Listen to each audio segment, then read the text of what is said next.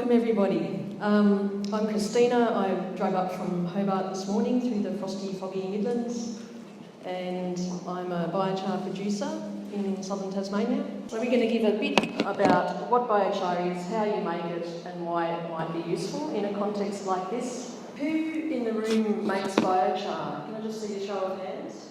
So there's a few.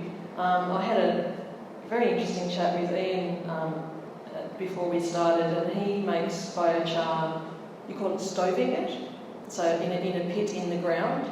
So that's one of the low-tech but very effective ways of making biochar. So there's a huge range. Essentially no cost if you're prepared to dig a hole yourself.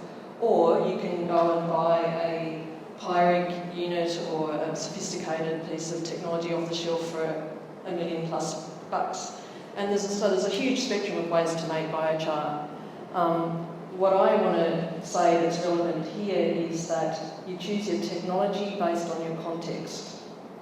So, what's your budget? What scale do you want to make biochar at? Do you need some technology that's mobile that you can take to a field of gorse or take to a forest plantation or take to a sawmill?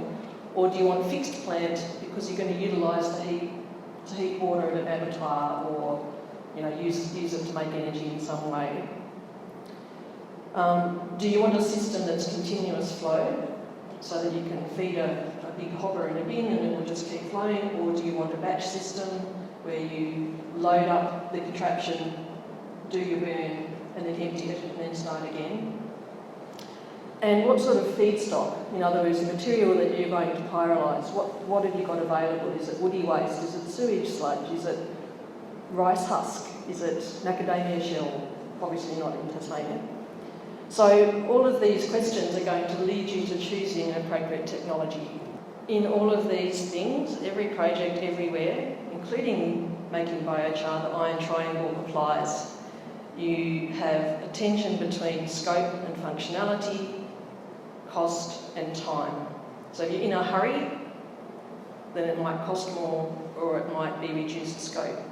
If you have plenty of money and plenty of time, then you might get increased functionality. So there's always a tension between these three elements when you're thinking about a technology project. So some examples that we'll very quickly run through. Earth kilns. So Ian's an example. I think Karen uses an earth kiln. I make biochar at our place down south, just in a trench in the ground, because I'm picking up sticks from the forest. T-luds, top-lit updraft systems, and there's a lot of those out on the marketplace where you can have small-scale ones that you can cook on top of. They're essentially, I'll show you a photo in a minute. Retorts, so that's like a vessel in a vessel, so it could be a biscuit tin in the wood fireplace, it could be a barrel in a barrel, it could be a big loadable vessel that you can put a carriage load of wood into, but a retort is like a vessel inside a vessel. The Contiki Tas cone kilns that Frank manufactures and is dispersed all over the place, so that's a flame cap technology, an open-topped kiln. The New Black, my business, have developed what we call a pyro rig, so that's a continuous flow closed loop system. I'll show you a photo.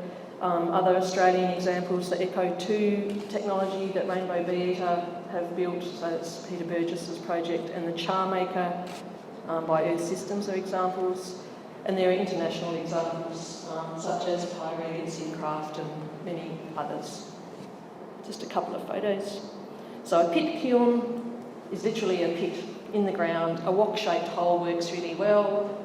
You can use other shapes depending on your feedstock, and the flame cap at the top excludes oxygen from the lower layers so that you're getting pyrolysis of the material deeper down.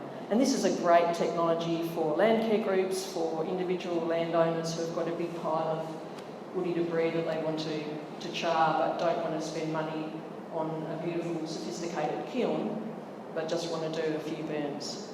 The picture on the right there is a T-lud system without its roof on, so it's a barrel filled with burnable material. It's got particular ways that air can get in, and it's updraft. So a top-lit fire usually is much less smoky than a bonfire that you light down the bottom. You may have seen that yourselves.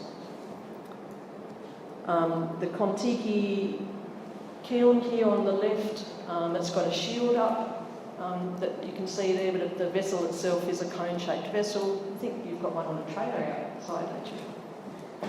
And then the photo on the right, that's a photo of Bodie Kavanagh, who's my business partner, sitting in the midst of our pyro rig. So ours is a great big thing with pipes and stuff that looks like something out of Charles Dickens. And we believe that junk engineering is a noble art, and some of the European models that we've seen.